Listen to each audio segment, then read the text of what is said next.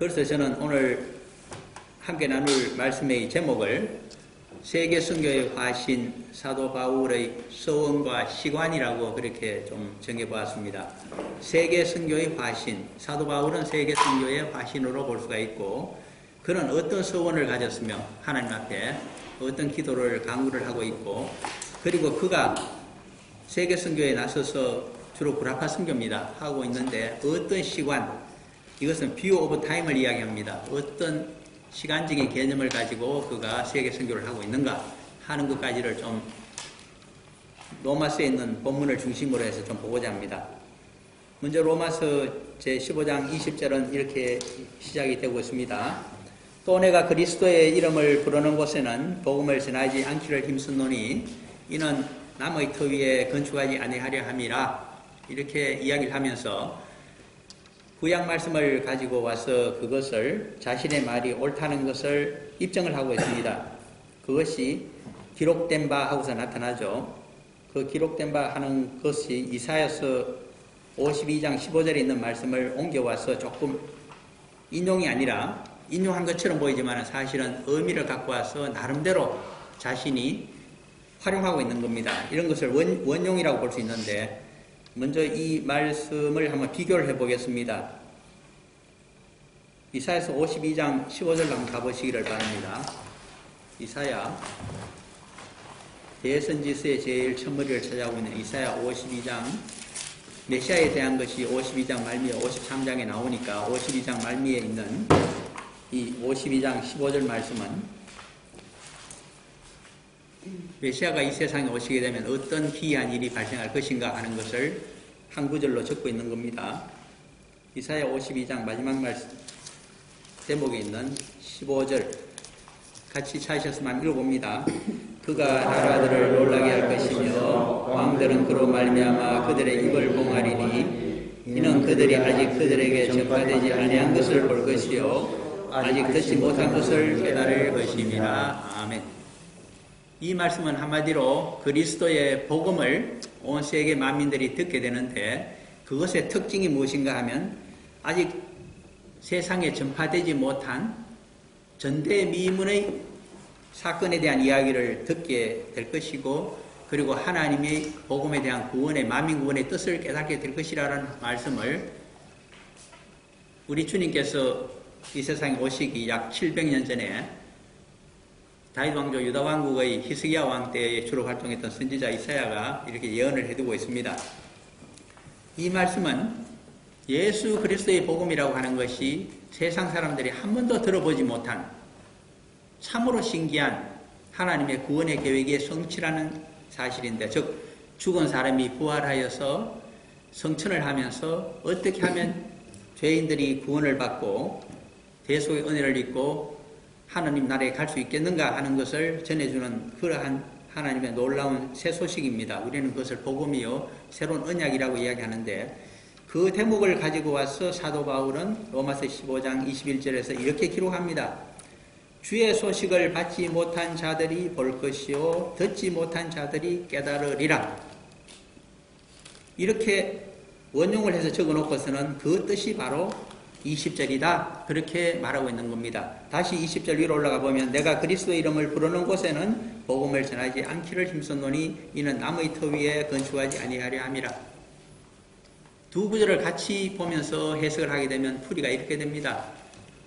이미 복음을 받은 도시에는 내가 들어가지 않겠다는 겁니다. 자생적인 교회가 있는 곳에도 들어가지 않고, 다른 사도나 주님의 제자들이 가서 복음을 전한 곳에는 들어가지 않고 다른 도시로 옮겨 다니면서 자기는 하기에도 바쁘다는 이야기입니다. 왜 그런가? 주의 소식을 받지 못한 자들이 받아야 되기 때문에, 주의 소식을 이미 받고 있는 자에게는 이중으로 전하지 않겠다는 말을 하고 있죠. 그래야 그들이 정말 새 소식,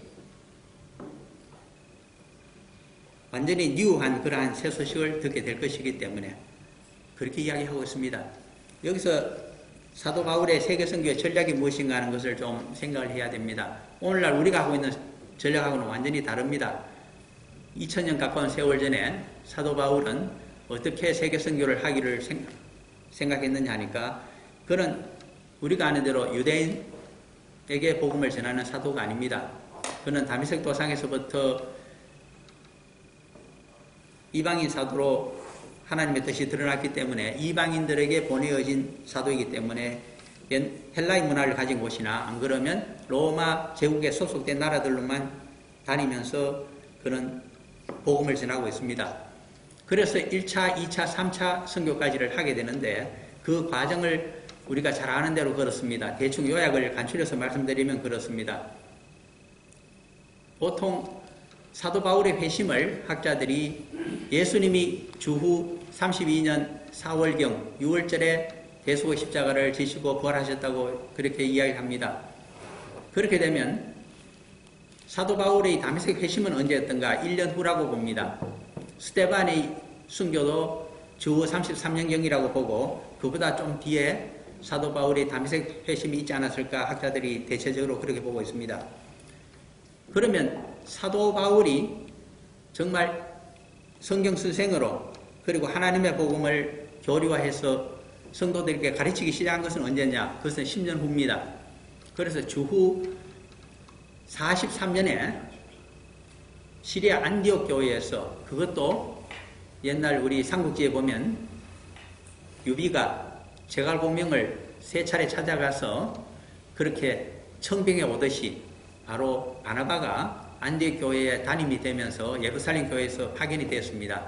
자기 혼자서는 도저히 그리스도의 복음을 히브리 정경을 가지고 설명을 해주기가 어려워서 10년 동안 자기 고향 소아시아, 오늘날 터키입니다. 남부에 있는 길리기아 주 다소성에서 히브리 정경을 가지고 하나님의 복음을 연구하고 있는 다윗을 잘 알고 있었기까 랍비 사울을 잘 알고 있었기 때문에 그를 찾아가서 청빙을 해옵니다.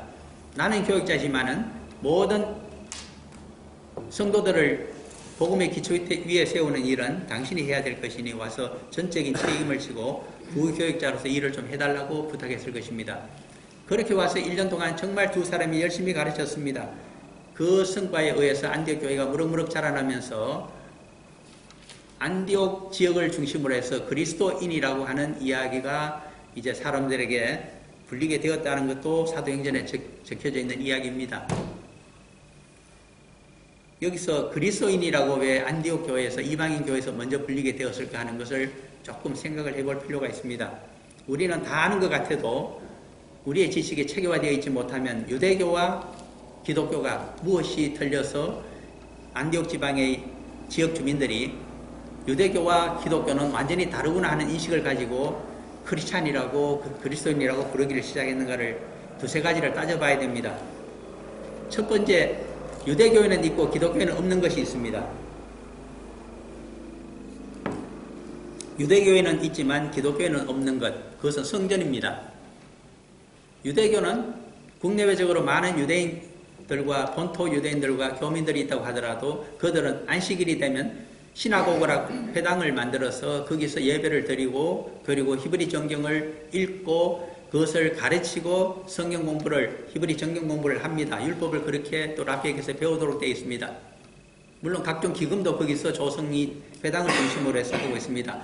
오늘날도 2000년이 지난 오늘날에도 오클랜드에서는 보기 힘들지만 시드니에 가보게 되면 역시 회당이 있습니다. 그리고 많은 돈을 모아서 이스라엘로 보내고 있으며 거기서 인재를 키우고 있는 것을 우리가 보게 됩니다. 시드니 있을 때 저는 그래서 랍비까지 한번 만난 적도 있습니다.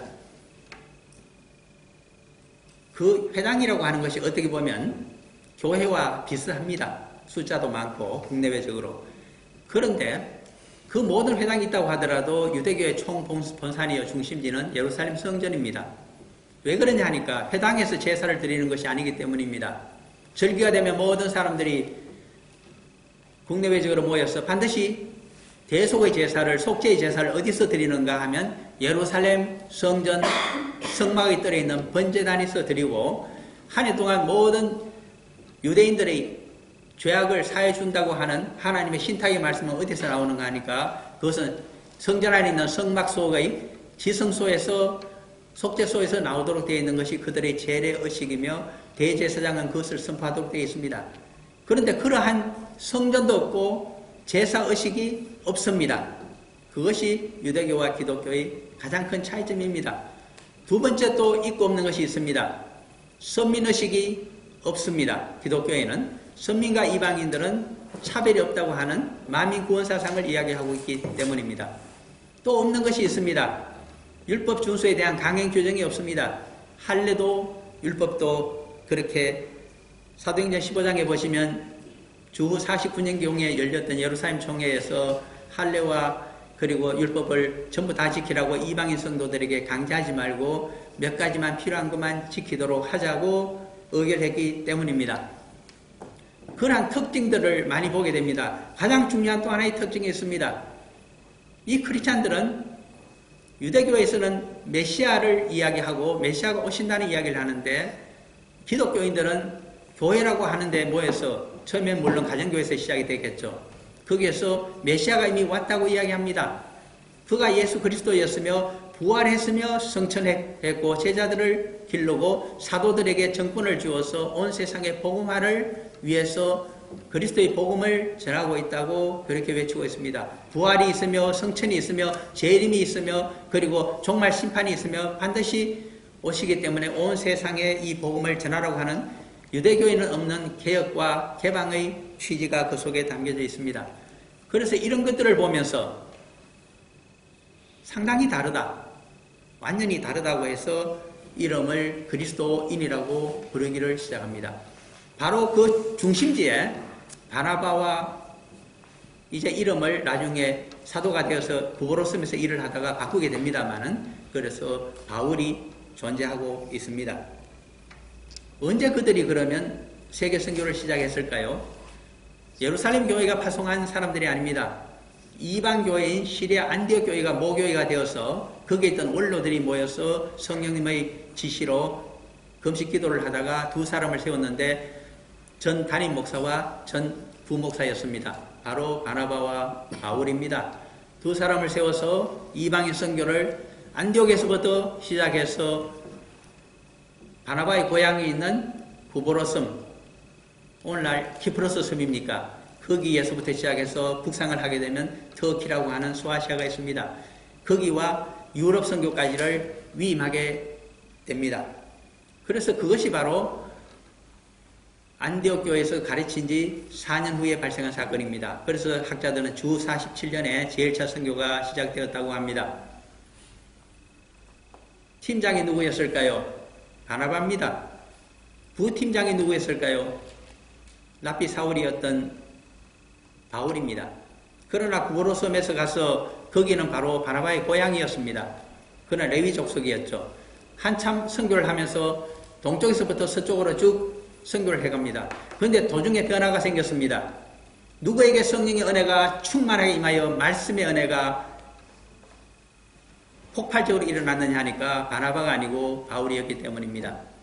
그래서 의사 누가는 이렇게 적고 있습니다. 13장, 14장에 들어가면서 사도행전에서 바나바와 사울이라고 적었던 것을 어느 사이인가 바울과 바나바라고 팀장이 바뀌었음을 우리에게 가르쳐 줍니다. 그러면서 두 사도라는 말을 사용하기를 시작합니다. 그 다음에 소아시아로 올라갔습니다. 소아시아에서 선교를 쭉 한 다음에 다시 47년에 시작해서 49년까지 마치고 49년도에 예루살렘 총회에 가서 건의할 내용이 있어서 안독에 왔다가 다시 가서 예루살렘 총회에 참석하여서 할례와 율법 문제, 이방인 성도들에게 어느 정도로 강요할 것인가에 대한 타협을 얻어서 그것을 전하기 위해서 다시 북상을 합니다. 2차 선교는 그래서 50년에서부터 다시 시작됩니다. 어디로 갔을까요? 두 사람이 물론 마가의 문제로 다투어서 두 팀으로 만들어 가게 됩니다만은 사도 바울의 경우에 보면 옛날 다녔던 소아시아에서 자기들이 개척했던 교회를 튼튼하게 하는 것을 목표로 삼았습니다. 그러나 2차 선교를 하는 도중에 하나님의 계시가 내려왔습니다. 소아시아로 서쪽까지 왔다가 다시 동쪽으로 소아시아 터키 땅을 한 번 더 훑으려고 하던 사도 바울의 계획을 성령께서 가름막으시고 이것은 사도행전 16장 6절에 있는 말씀입니다. 그래도 말을 듣지 아니하니 7절에 가게 되면 예수의 영께서 더 강력하게 두대를 막았습니다. 그러면서 마케도니아인의 환상을 보여주었습니다. 동으로 가지 말고 서로 가라는 것입니다. 그래서 드로아 항구에서 배를 타고 마케도니아 유럽의 첫 번째 항구가 있는 네아폴리로 배를 타고 갔습니다. 거기서 보면 위에 산성이 하나 있습니다. 교육도시자 행정도시가 하나 있는데 빌립보였습니다. 이 빌립이란 말은 바로 우리가 아는 알렉산더 대왕의 아버지의 왕의 이름자를 따고 있습니다. 마케도니아에서 시작하여서 그리스 반도를 통일했던 통일의 대업을 이루었던 그 필립 왕의 이름을 가지고 있는 도시입니다. 그것이 빌립보였습니다. 거기 가서 유럽의 처음의 제자를 얻으려고 회당을 찾아보았으나 회당이 없었습니다. 회당이라고 하는 것은 유대인 장정 10명이 모였을 때 비로소 회당을 지을 자격이 주어지는데 유대인 10명이 남자가 없었기 때문에 회당을 지을 수가 없었습니다. 토요일 안식일이 되었기 때문에 회당 대신에 여자들이 기도하는 데라도 있을 줄 알고서 물어 찾아간 곳이 빨레토 옆에 있는 시내가였습니다. 거기서 루디아를 비롯하여 기도하는 여인들을 만나서 처음으로 복음을 전하고 유럽에서 감격스럽게도 첫 번째 교회가 빌립보에서 성립이 됩니다. 그것이 마케도니아입니다. 그리고 그 근처에 큰 도시가 있습니다. 데살로니가를 거치고 베레아를 거치고 해서 남하를 하게 됩니다. 2차 선교가 어디까지 갔을까요? 마케도니아와 그 아래에 있는 고린도 지방까지 가게 됩니다. 거기에 가장 큰 도시가 항구 도시가 있습니다. 고린도입니다. 고린도에 와서 2차 선교 때 누구를 만나게 됩니까? 그것이 오늘 사도행전 18장 1절에서부터 쭉 보았던 내용입니다. 11절 사이에 놀랍게도 하나님께서 준비하여 주신 자 한 부부를 만나게 됩니다. 천막 짓는 일을 거기 그 업종이 자비랑 선교를 하던 사도 바울의 업종이었기 때문에 그 집에서 기숙을 하면서 공장 일을 하다가 천막 만드는 일을 하다가 사귀게 되었습니다. 로마에서 쫓겨나서 고린도에 와서 살고 있던 브리스길라 아굴라 부부였습니다. 왜 하나님께서 소아시아에서 2차 선교를 하려고 했던 바울의 발길을 유럽으로 마케도니아 사람의 환상 가운데 돌리고 했을까요? 그 다음에 하나님의 목적이 또 있습니다. 아굴라 브리스가 부부를 만남으로 해서 로마에 대한 이야기를 듣고 로마에서부터 시작하여 지중해의 끝에 있는 당시 세상의 끝이라고 자신은 알고 있었던 서바나, 거기에 식민 항구 도시가 하나 있습니다. 그것이 다시스입니다. 서쪽의 끝입니다.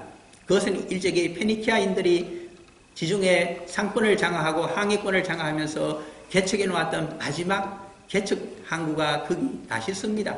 그것은 요나스에서도 볼 수 있는 서쪽 끝입니다. 거기까지 서유럽까지 로마에서 시작하여 전체를 선교하는 것이 사도 바울의 평생의 목표이자 소원입니다. 거기까지만 저를 보내주십시오. 유럽의 끝까지 가서 내가 복음을 전할 수만 있다면 나의 생명이 닿을 것이며 주님께서 오시고 우리 모든 동역자와 성도들이 부활하고 성천하여 하나님 나라에 함께 들어가서 영생을 누릴 수 있을 것입니다. 그것을 소원하며 고대하는 자가 바로 사도 바울입니다. 그의 이러한 소원과 마음을 우리가 오늘 사도행전 18장에서 읽어보기를 원했습니다. 한번 18장 18절을 사도행전에서 다시 찾아보시기를 바랍니다. 내용이 이렇습니다. 읽어드리겠습니다. 바울은 더 여러 날 머물다가 형제들과 작별하고 배 타고 수비아로 떠나갈새 브리스길라와 아굴라도 함께 하더라. 바울이 일찍이 서원이 있었으므로 갱그레에서 머리를 깎았더라. 갱그레아라는 말하고 지명하고 서원이 있었다고 하는 것하고 왜 이 말을 거기서 갱그레에서 했는가에 우리가 주의를 해야 됩니다. 내용을 알고 보면 굉장히 감격스럽고 정말 사도 바울이 무엇을 위해서 기도했는가를 알게 되지만 모르고 지나쳐버리게 되면 아무것도 머릿속에 그려지지가 않습니다. 육사적인 수수께끼를 갖고 있기 때문에 그렇습니다. 찾는 자가 찾아질 것이요 그 찾는 진리가 그 사람을 변화시킬 것입니다. 갱그레아는 어디에 위치하고 있는가 하면 그리스 반도 남쪽에 있는 아주 좋은 항구입니다. 우리 뉴질랜드에 살고 있는 교민들은 오클랜드 항이 참 좋다고 생각하고 얼마나 고요하고 좋은 항구겠습니까? 호주에 살고 있는 사람들은 뭐 지도를 그려놓으면 오클랜드인지 시드니인지 사실 잘 모릅니다. 시드니 항구가 그렇게 아름답고 한국에 있는 꼭 진해만 같이 그렇게 좋습니다. 그런데 제가 지도를 보고 하나 느낀 것은 고린도라고 하는 항구야말로 세상에서 가장 좋은 항구라고 저는 생각합니다. 왜 그럴까요? 오늘 집에 가셔서 지도책을 한번 보십시오. 얼마나 길게 쭉 들어가서 마지막에 막혀져 있는지. 거기에는 물이 빠져나갈 수가 없습니다. 그렇게 길게 만으로 들어와서 마지막에 자리 잡고 있는 그 좋은 항구이기 때문에 어떤 배든지 잔잔하게 들어와서 안심하고 하역을 할 수 있는 정말 기가 막힌 천혜의 항구가 거기 존재하고 있습니다. 그것이 그리스 제일 아래쪽에 있는 고린도라고 하는 항구 도시입니다. 너무나 항구가 좋고 물량이 많이 움직이고 헬라 시대에 이어서 로마 제국 시대가 또 왕성해졌기 때문에 거기는 항상 번성했습니다. 돈이 많은 곳에 태폐 문화도 많이 번성했던 곳이 고린도입니다. 그리고 거기에서 약 8km 동쪽으로 가게 되면 갱그레아라고 하는 조그만 도시가 하나 존재하고 있습니다. 이 갱그레아 출신이 유명한 거기에 교회를 개척한 여자가 여집사로 불리는 베베입니다. 로마에 전해주는 그 여자, 로마서 16장 1절과 2절에 나타나는 그 여장부 같은 놀라운 여자가 여집사가 바로 성경에 처음으로 여집사라고 표기되고 있는 그 여자가 바로 디아코네스 베베입니다.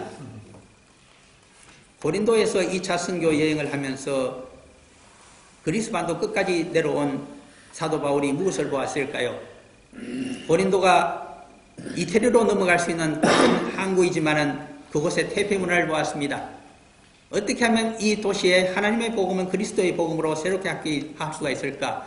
혼자 힘으로는 어림도 없는 것을 알았습니다. 그래서 아굴라 부부와 상의를 했습니다. 우리가 천막만 만들 것이 아니라 이 대도시 고린도를 복음화시키자. 어떻게 하면 될 것인가? 성경 공부반을 운영하자고 합의를 한 것 같습니다. 그래서 처음으로 장기간 고린도에 머물면서 1년 6개월 동안 성경 공부를 성도들을 모아서 시키게 됩니다. 우리가 종교개혁을 이야기할 때 칼빈을 이야기합니다. 칼빈이 왜 루터보다 더 유명하게 되고 그의 장로교회가 전 세계적으로 더 큰 영향을 미쳤을까요? 그것은 이유가 있습니다. 칼빈은 제네바 시장격으로 제네바 시를 맡아서 다스리면서 그는 카운슬이라고 하는 제도를 마련했고 교회 제도도 카운슬 제도로 마련했으며 그리고 제네바에 온 유럽에 있는 많은 유학생들을 신학생들을 모아서 재교육을 시켰기 때문입니다. 그래서 칼빈은 신학교를 운영했습니다. 제네바에서. 그 제자들이 칼빈의 교회 조직론을 가지고 그리고 칼빈이 썼는 로마서 강요를 가지고 성경의 지식을 가지고 체계화된 복음을 가지고 전 유럽으로 나아가서 복음을 전하기를 시작했습니다. 그들이 유럽 대륙만 컨티넨탈만 한 것이 아닙니다. 섬으로 가서 영국까지 그렇게 변화를 시켰습니다. 그 반면에 마틴 루터는 그렇게 하지를 못했습니다.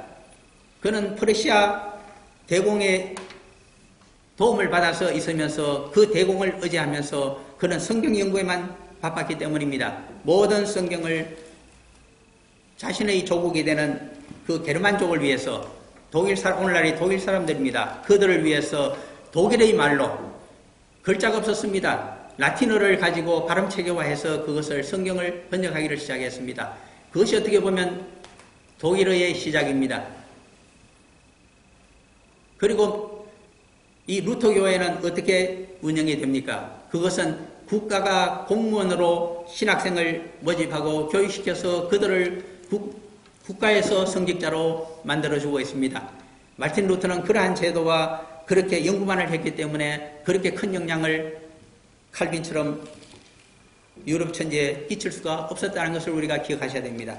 마찬가지입니다. 1년 6개월 동안 고린도에서 그리스도의 제자를 양성했습니다. 복음을 1년 6개월 동안 히브리 정경을 가지고 풀이하며 설명을 해주었더니 그들이 믿음이 자라났습니다. 그 중에 베베와 같은 사람들이 있었으며 그들이 고린도를 비롯해서 그리스 반도에 나가서 얼마나 많은 교회를 개척했는지 모릅니다.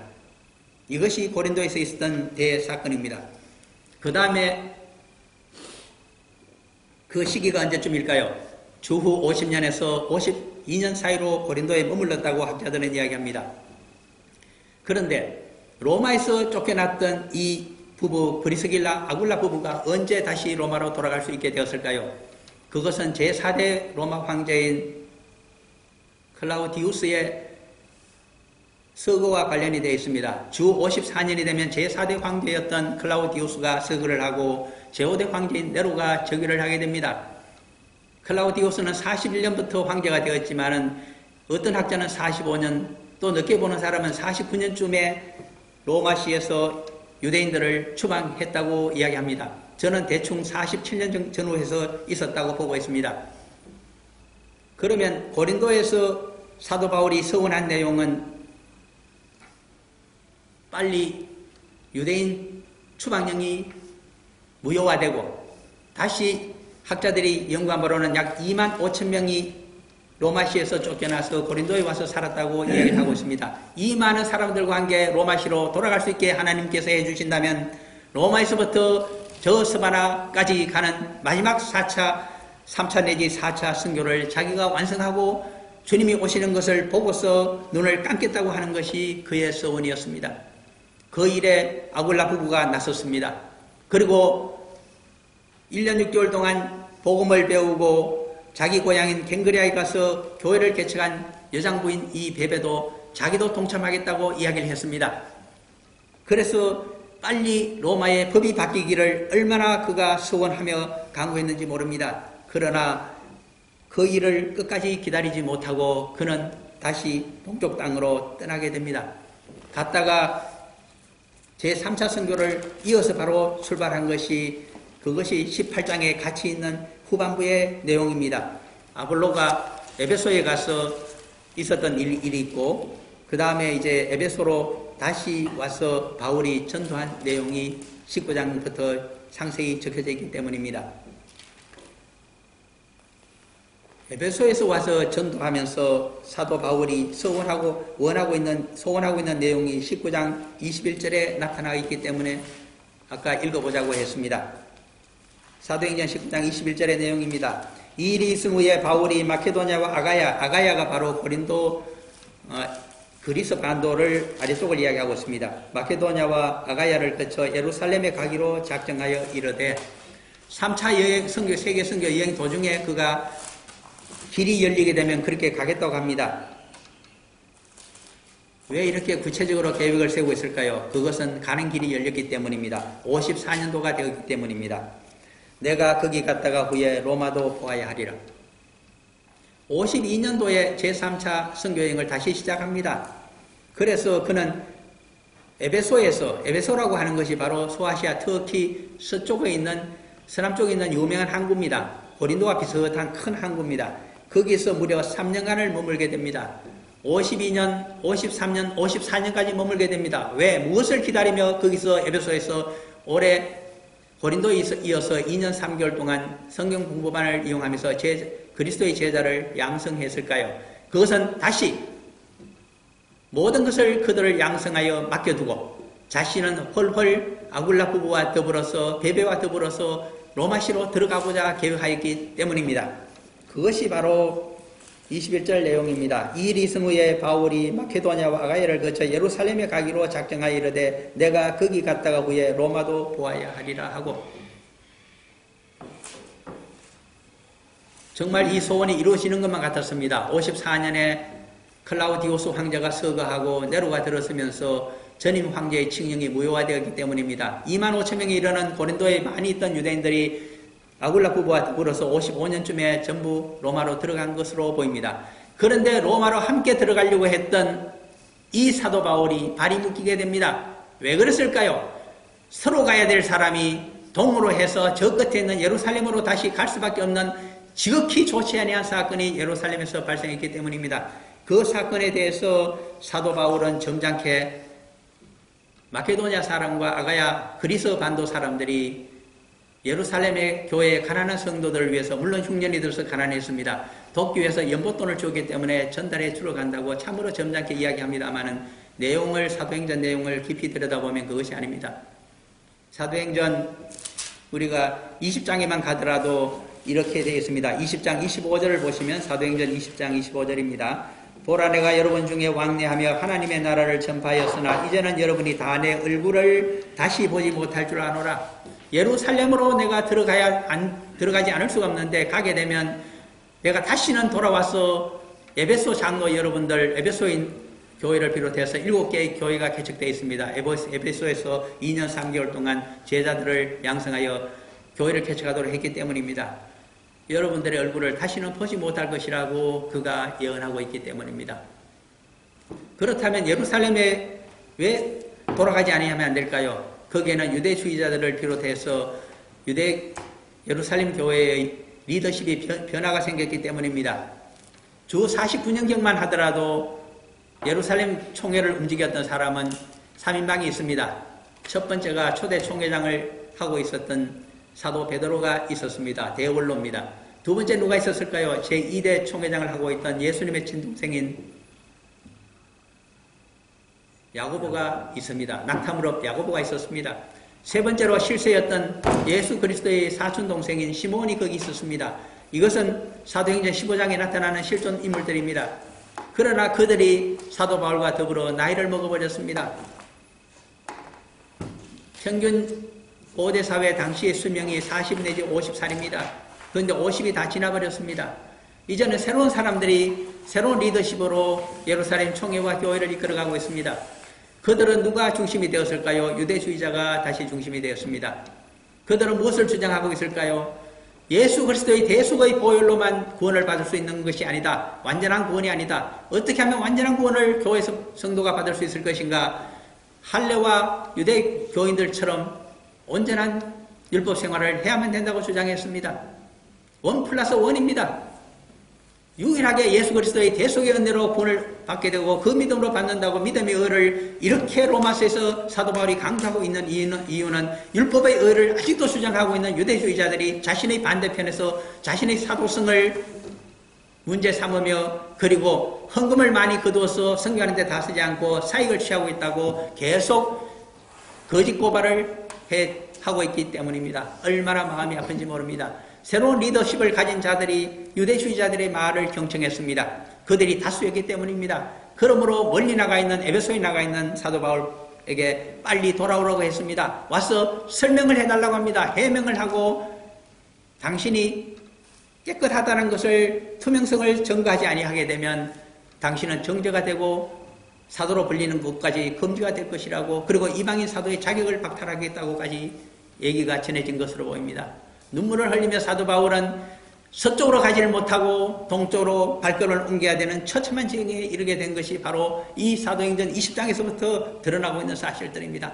누가 누구의 발목을 잡고 있습니까? 누가 누구를 하나님의 길로 가지 못하고 엉뚱한 길로 가게 만들고 있습니까? 우리들의 교회가, 우리 한국교회가, 한인들의 교회가 혹시 권력을 빗대어서 조직력을 가지고 유대주의자들처럼 그러한 일을 하고 있다고 하면 얼마나 책망을 받아야 될 것입니까? 깊은 반성을 이 대목을 보면서 하지 아니할 수가 없습니다. 그런데 마지막으로 한 가지만 더 살펴보고자 합니다. 그것은 시간에 대한 문제입니다. View of time.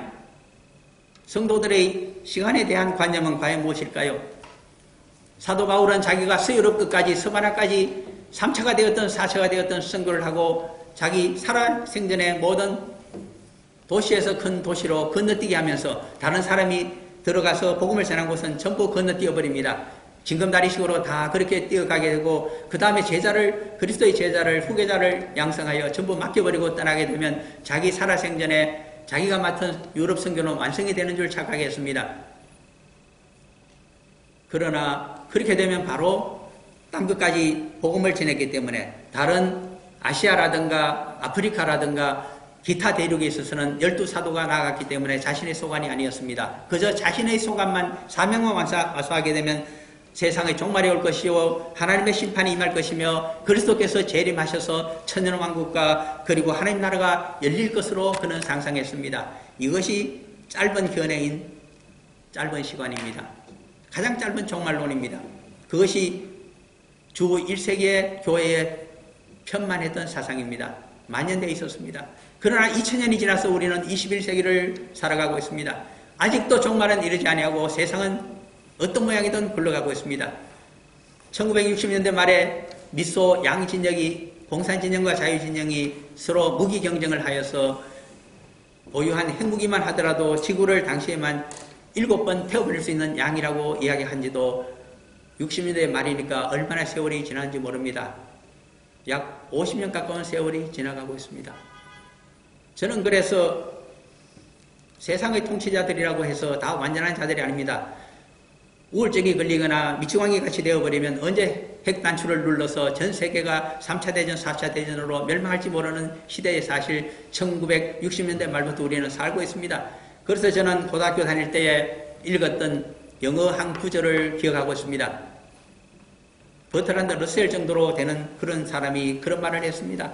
하도 60년대 말에 많은 사람들이 지구는 망하게 되었고 온 인류는 멸망하게 되며 곧 종말이 핵폭탄에 의해서 이루어질 것이라고 핵전쟁에 의해서 이루어질 것이라고 걱정하고 있기 때문에 그 석학이 이렇게 이야기했습니다. 그것은 조금도 걱정할 필요가 없다.